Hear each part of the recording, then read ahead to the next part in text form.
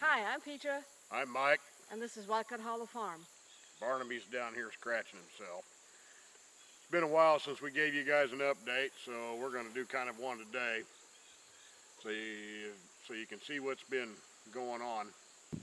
Well, if you follow us on Facebook, and those people who do probably have seen some of what's been going on lately, and we'll just give you an update today per video to see what's happened in the garden and around the house.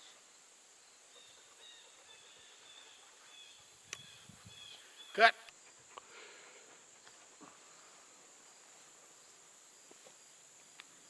This is not one of my projects, this is one of Petra's. It's going to be a pollinator garden for butterflies and bees. I'm the move the rock guy. She knows all the plants. But I know there's milkweed in there somewhere. And some mint and thyme, I think. Probably wrong. She's standing behind the camera looking at me with one of those goofy smiles, so I probably got it wrong.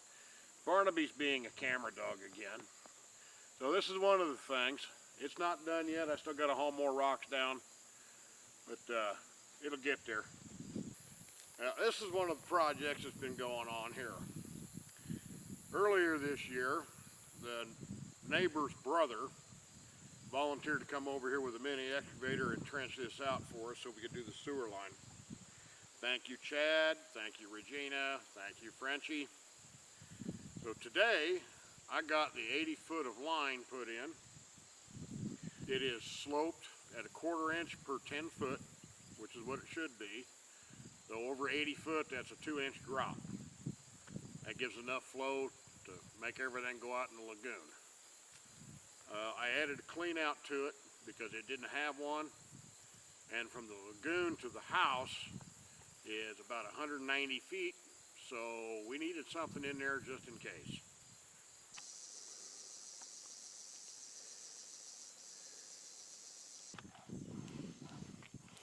Got a new hydrant put in this week. Had problems with it to start with. Had a fitting that split right after I had thrown all the gravel in it. So I had to dig all the gravel back out and redo everything. But it is now on day 4, functional. No leaks, no problems. Was getting an air suck through the lines. Down here at the wellhead we had a leak, but the leak is gone. There are no leaks at any of the fittings. The pressure is holding like it's supposed to. And so far so good. That means we can progress one step further in the plumbing for the house. And of course the barn, if you've been following us on Facebook, you've seen it.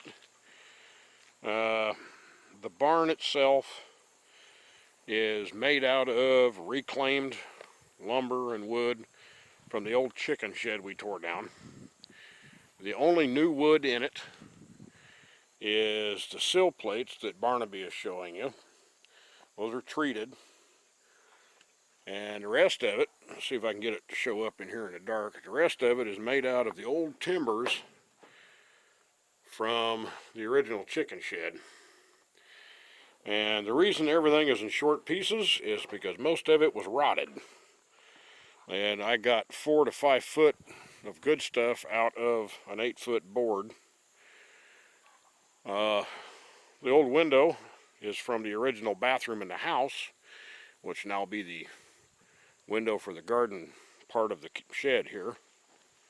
I think I said kitchen shed earlier, that's wrong. The siding is actually part of the wood siding that was on the house. It has been repurposed to be the siding on the shed. And we still haven't got this back here yet because I'm short some lumber and I'll have to cut some to fit it out before it can be painted. The roof is old tin. It's gonna have to be caulked big time, and then we'll paint it with an aluminized coating to weatherproof it. The back is almost done. It's pieced and patched together, as you can see, and I have to make a door for it to the access of the well portion, and I have to make a door for the front. Can't see through because I got a board in the way. I'll have to make a door for the front, and both have to be custom fit because they go along with the truss system, and they're not square doors, which was kind of dumb on my part, but it makes it unique. Yep, as you can see behind me, my diligently working wife is doing gardening stuff. I'm going to shoot the segment of video for this because she didn't really want to, because she didn't want to talk about all the nasty mistakes that we've had and the problems. So I will. We've had plague after plague of bugs. We've had hornworms. We've had corn silk earworms. We have had Japanese beetles. We have had cucumber beetles. We have had fruit worms. We have had two kinds of squash bugs, just one after the other, and it's been a constant pain. We've been using neem oil. We've been trying to stay completely organic, and it just ain't gonna get it. At one point on one of the squash that she planted back here, I took a picture of it and posted it the other day. Count the number of cucumber beetles that are in that single blossom. There's about 40 of them. I'll probably put the picture up here as soon as I can do that. They're just everywhere. And been combating with the hornworms using a UV light at night. I come out here and pick them off. Sometimes I get them all, sometimes I don't. The other night I got 18. Yeah, 18. And fortunately they were small. They weren't full grown ones, but we had just had a hatch apparently. Our tomatoes are still producing. Cherry tomatoes are producing wonderfully. The Rutgers are actually now starting to produce something. The Stripies and the Cherokee purples and the German queens are producing kind of slow this time of year. The sweet peppers, the bell peppers, are producing a lot. Petra's on second planting of most items, third and fourth planting of some things because they either got washed out or eaten or didn't germinate. She planted the carrot beds like 3 times and nothing came up, and then everything started coming up, but it was downstream of the bed they were planted in, so there's carrots everywhere. We've had absolutely no luck whatsoever with cauliflower. It won't even germinate here. White cabbage is not doing well. Red cabbage is. Mustard seed is. Turnips, of course, love turnips. Kohlrabi has not done real well. We have about 6 or 8 that are still alive. The rest of them just didn't germinate or got eaten by something. Mustard seed is growing, but the other night we had an armadillo in here. And of course, armadillos don't eat the plants, but they root up the dirt looking for the worms and the grubs. So about half the plants were uprooted. That upset the master gardener over here, which can't say as a blamer. And I have a mandate to rid the farm of an armadillo if I can. The squash, I'm going to pause this and go back down here for a bit and show you what's happened with the cucumber beetles. This is a red curry squash, and it had about 40 blooms on it at one time, and they started producing fruit, and the cucumber beetles got into it, and the blooms died, and the fruit rotted off. And this is what they're doing to it. They've infected the plant in some areas, but not in others. You can see here all of the dead bloom stalks that are sticking up. All the flowers died back. So we have one red curry over here, and we've got another one started back here. And this is the reason that we actually used 7 on the garden. because it just got so bad, even picking them off by hand was out. There had been a couple of times she had come out here and cut blooms off and threw them in water just to drown the beetles, and it still wasn't working. The beetles have also gotten over here into the turnips and started eating on them, and they're having the same problems. So organic has gone by the wayside. We can't find a solution to the multitude of bugs out here.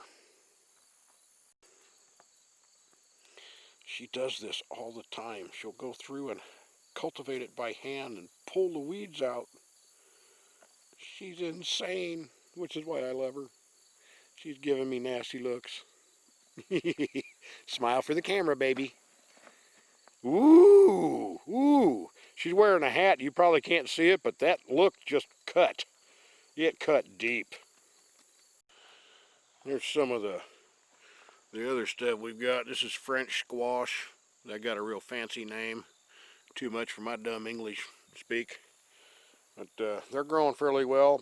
And they didn't have the cucumber beetle problem too bad. But they're growing. Putting quite a few actually.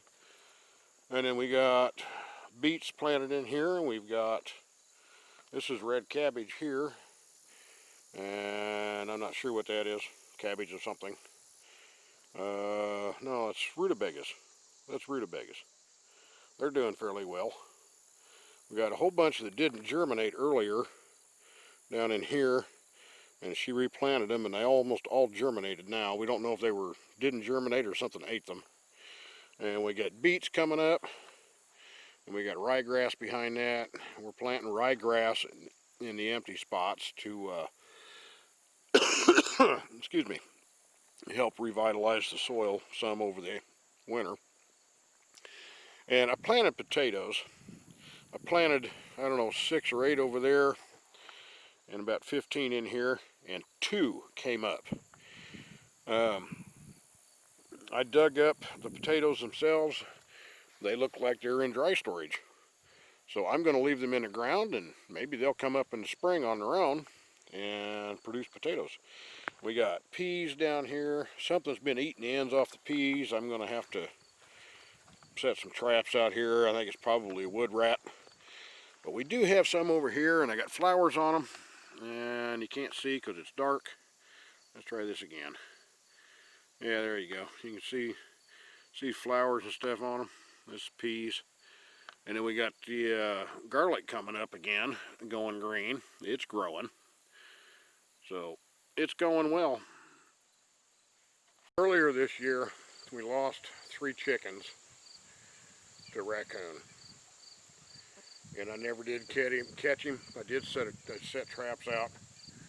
I got leg fur one night, and I got a possum the next night. Well, possum wasn't guilty of killing the chickens. He was just a cleanup crew.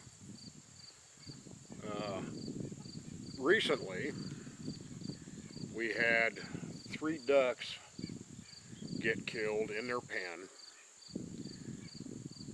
Raccoon reached through the wire, killed them, and then did nasty things to what he could pull through the fence, which wasn't much. And that was the end of my tolerance as far as raccoons go. I got 2 the other night within 4 hours of each other trying to get to the ducks. One had just ran off as I was coming up the hill. He got shot. The other one got caught in a leg trap, and well, it got shot too. Having to deal with that has been aggravating. We lost three ducks to the raccoons. We lost 1 to a hawk off the pond. The ducks won't even go back to the pond now. They stay within 40 or 50 feet of their little hutch. But I have a surprise for the next set of raccoons that try to get into the chickens and the ducks. We put a electric fence on it. I'm about to show you that. Got an electric fence unit right here. It's solar powered because the chicken coop is about 150 feet from the power pole and about 100 feet from the house. And unless I string lines on a pole, I'm not going to be able to get power up here because the ground is rock. Literally, we have rock shelves in here. And there's a nasty surprise for a raccoon that climbs up this. Unlike normal, I did not use grounding rods to ground the negative on the unit. The whole entire fence is the ground. And I put the positive lead up here on supports, so that way if the coon climbs up it, he has to reach or touch the positive and the negative at the same time, and he's going to get 0.4 joules shot right through his feet pads. And it ought to be enough to make it wet itself, which is exactly what I want. It won't stop a bird of prey. We don't have a top on the coop, but that's one of the reasons I got black chickens, is because chickens look like crows. Crows don't get attacked by hawks and eagles because a crow will call everybody within in the area to come fight the hawk or the eagle. So let me shut this off and step in here and we'll show you the chickens. The golden laced cochin right here in the middle is the only chicken that survived the raccoon attack this spring. And she's a special short bust chicken now. I call her Fat Girl. Petra calls her Sweetie. Doesn't matter what we call her. She's actually back to relative normality. She's laying eggs again. She still has balance problems on occasion because a raccoon canine went through right the back of her skull. And as you can see here, these are hen black Jersey Giants. There's a rooster over there, and they are actually rather curious birds. See the rooster come running at me here. Are you going to attack the camera, huh, you turd? He's the lead rooster. And we lost one of them. It died for mysterious reasons. And so we've got a fair number of them yet. And believe it or not, these are actually half-grown birds. Let me zoom in over here where you can see Fat Girl's a full-grown cochin. She's a normal-sized chicken. As soon as the camera focuses, she's a normal-sized chicken. Okay, the half-grown Jersey Giants are bigger than she is. They just don't have the bulk yet. But they will get that too. And Barnaby has to be a camera ham and come see his buddies in the chicken pen. So the chicken pen is fairly secure now. And yep, the cackle shack's still there. It's right in the middle of the big pen that I built. This is 6 foot 2 inch chicken wire, and it's on 5 foot post. There's a foot of it buried in the ground. I trenched all the way through this rock and hard clay all the way around to bury that in there so I could use it for the ground for the electric fence. And the chickens are following the dog. Apparently he found something special. Over here we got the duck pen.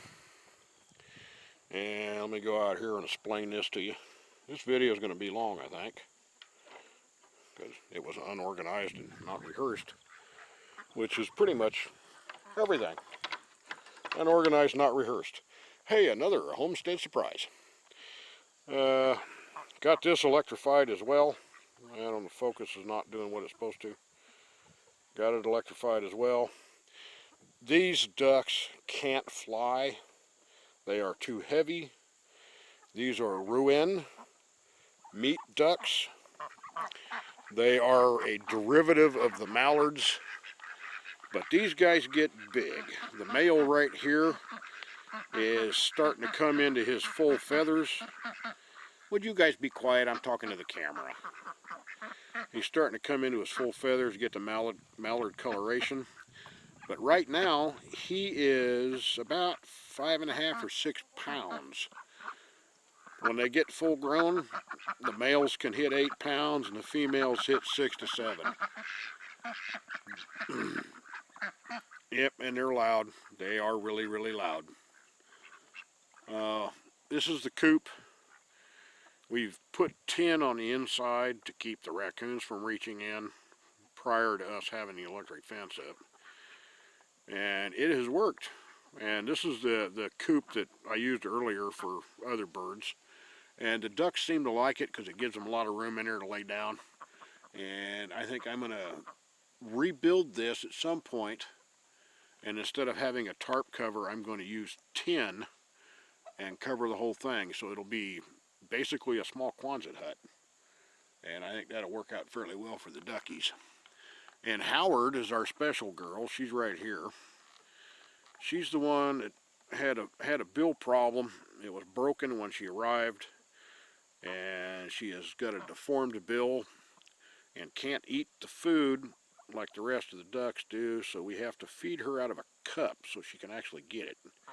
And for some reason my camera's not focusing. There it goes. Howard. Yeah, I thought she was a boy. She was tagged as a boy. And it turns out she's not. She is a hen. But she got stuck with the name Howard anyway. It's fine. She's a special duck. We'll take care of her. I think she'll be a fairly good mother. She's been doing the neck dance and flirting with all the males. I think we ought to see a lot of duck babies in the spring, which is what this is for. We've been working on the house on the inside, but we haven't progressed far enough that we want to show anybody yet. So that'll be in the next video.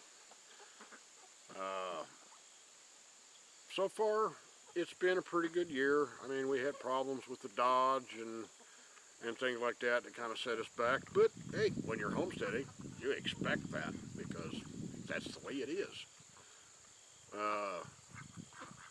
And in spite of the lockdown and the COVID, we really haven't noticed. And we basically go into town maybe twice a week max. There for a while we didn't go at all because the Dodge was broke. So we really haven't noticed. It hasn't impacted us at all, other than the fact that getting canning supplies is really, really hard. Thanks to everybody out there, we actually have some. Thanks Edie, thanks Jackie, Jennifer at Graybeard's Off Grid. We've had, and Sean and Crystal helped, neighbors, friends of ours, and Billy. If you don't follow us on Facebook, you can check out more stuff. We do a lot more photography and stuff and put that on Facebook than we do with video. Wildcat Hollow Farm on Facebook. And if you follow us on Facebook and you don't follow us on YouTube, please do, because our Facebook is over 500 and some people and we've got 350 on YouTube, so we're not making some crossover there. So please jump over to YouTube and like and subscribe. Thanks for watching the videos, and we'll see you next time. Say hi, Barnaby. Rawr.